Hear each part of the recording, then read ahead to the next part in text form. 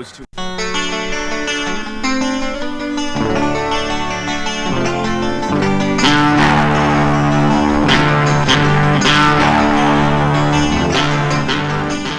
Gandhi has an interesting pedigree.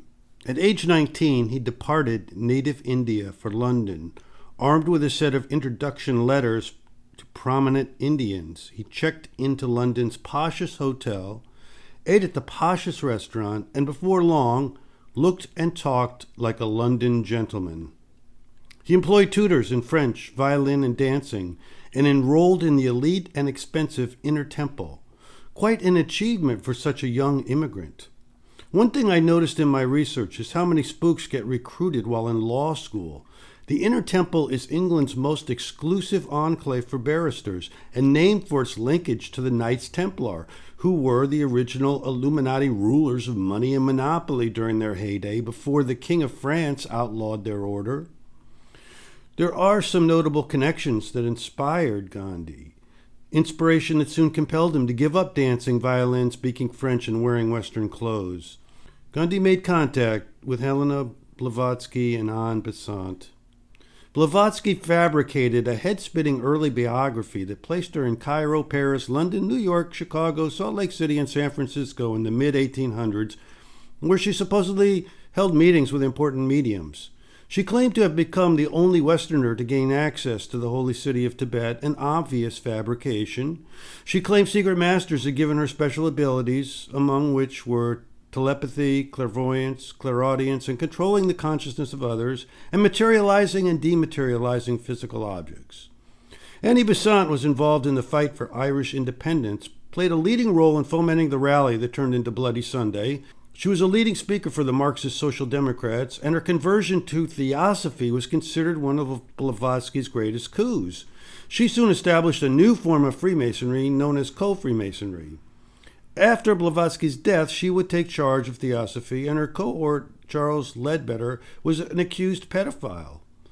It was Ledbetter who picked out a young boy, Jiddu Krishnamurti, who they began grooming as a sort of New Age Jesus Christ. Bessant and Ledbetter established a school for boys in Benares, the Central Hindu College, with the aim of building a new leadership for India. Gandhi wrote a 150-page diary while in London, only 20 pages of which remain, leading to much speculation on those missing pages, although Gandhi did reveal that his contact with theosophy is what got him interested initially in Hindu spirituality.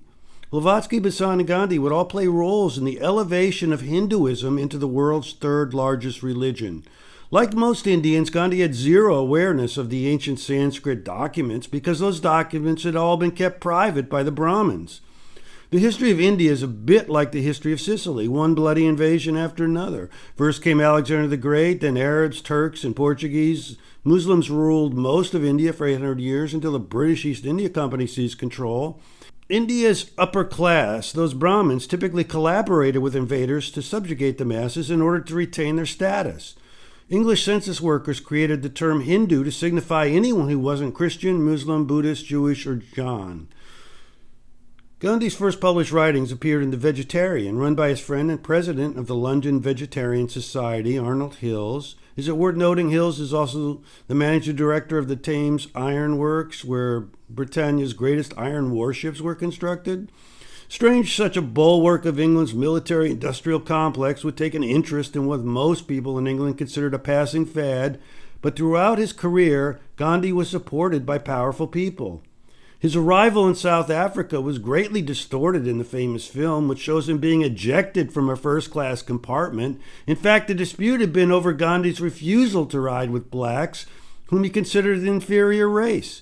In an open letter to the NATO Parliament in 1893, Gandhi wrote, "I venture to point out that both the English and the Indians spring from a common stock, called the Indo-Aryan. A general belief seems to prevail in the colony that the Indians are little better, if not at all, than savages or the natives of Africa.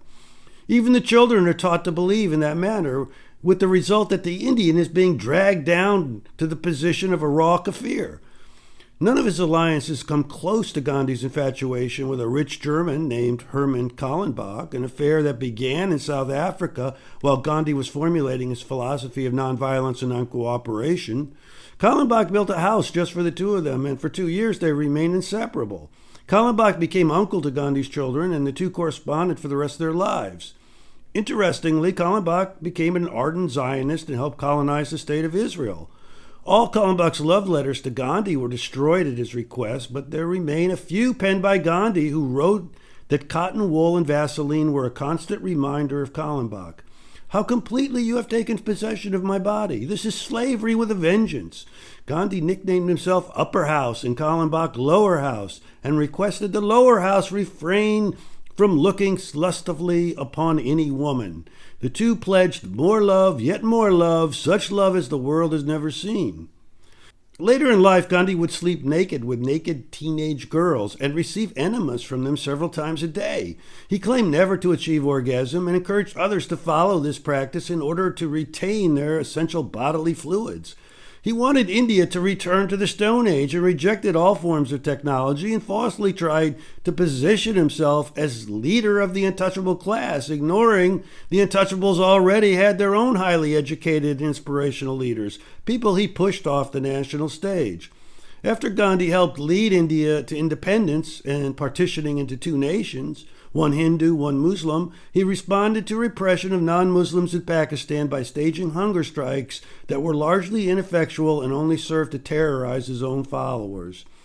After his death, correspondence surfaced of Gandhi encouraging German Jews to practice nonviolence against Nazis, and he even suggested the English should surrender to Hitler to avoid war.